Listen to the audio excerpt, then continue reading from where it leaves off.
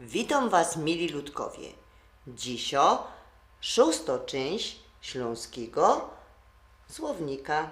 Jak to dycki, ja będę napoczynać zdani, a Wy spróbujcie go dokończyć. To już zaczynamy.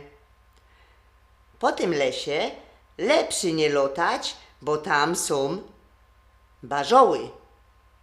A tutaj dziwiejcie się, je tako mało krzypopa. Lozik kurzy, tuż ciepie sztumle do Aszynbechra.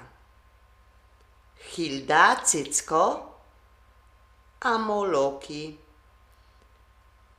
Stefan całki miesiąc zrobił, toż dzisio dostanie geltak.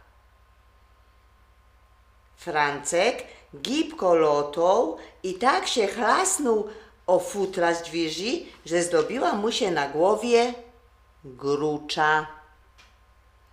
Mleko za długo stoło i zdobiła się śniego kiszka.